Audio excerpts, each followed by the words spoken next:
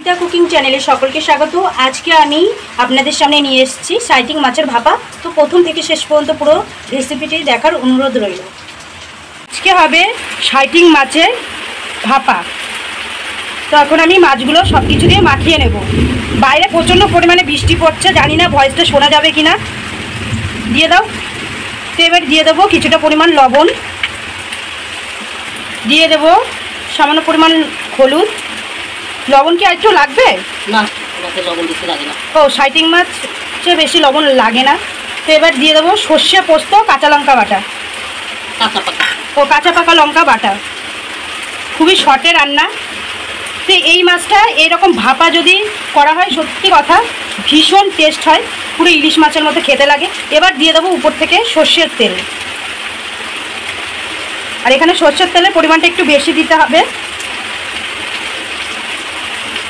তো বন্ধুরা, এই মাছটা বেগুন টেগুন দিয়েও ভালো লাগে, আর তাছাড়া কাঁচা এইভাবে ভাপিয়ে রান্না করলে বেশি ভালো লাগে।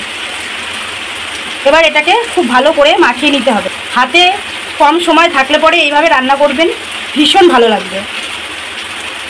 আর যে কোনো মাছের ভাপা মাছ খেতে ভালোই লাগে। আর এই মাছটা ইলিশ মাছের মতো খেতে তো খানিকটা, সেজন্য এই মাছটা এরকম ইলিশ মাছ যেমন ভাপা রান্না পরে ভীষণ ভালো লাগে, কাঁচা ভাপা, আর এই মাছটাও সেরকম কাঁচা ভাপাটা ভীষণ ভালো লাগে। তো বন্ধুরা, কারেন্টটা চলে গেছে। তো এবার গ্যাসটা আমি অন করে নেবো। আর প্রচণ্ড পরিমাণে বৃষ্টি হচ্ছে, এবার তো ভিডিও ভালো আসবে না, কারেন্ট চলে গেল। তো যেমন আছে আসবে, যা বাবা।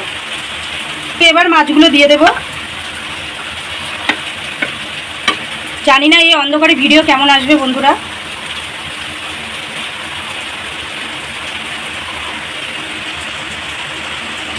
আমাদের যেহেতু আগে ভাতটা হয়ে গেছে, নাহলে টিফিন বাটিতে ভাতের মধ্যে বসিয়ে দিলেও হয়ে যেত এরকম মশলা মাখিয়ে। ওটাও বেশ ভালো লাগে, একই রকম টেস্ট আসে। তো এবার দিয়ে দেবো সামান্য পরিমাণ জল। জল দিয়ে ঢেকে রাখবো। তাও কতক্ষণ হবে? মিনিট 5 না, বলো 10-15 মিনিট। না না, অত লাগে না। মাছটা একদম ইলিশ মাছের মতো ভাপ হবে। তাই? তুমি কি এর মধ্যে কোনো কাঁচা লঙ্কা দিতে চাও? কাঁচা লঙ্কা এমনি গোটা দিলে দিতে পারি, পছন্দ করে। তো বন্ধুরা, কয়েকটা কাঁচা লঙ্কা দিয়ে দিলাম। এবার ঢেকে দেব। মিডিয়াম আঁচে রাখবো না লো ফ্লেমে? না, মিডিয়ামই দেবো। বন্ধুরা, 7 মিনিট পর চলে আসলাম। অন্ধকারের জন্য কালারটা জানি না খুব একটা ভালো আসছে না। ঝোলটা পুরোটা টেনে গেল না?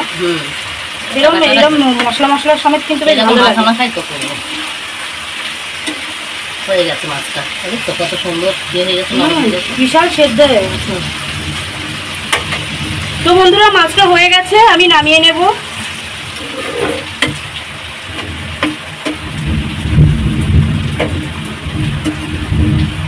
বন্ধুরা, এই হচ্ছে আজকে রেসিপি সাইটিং মাছ ভাপা।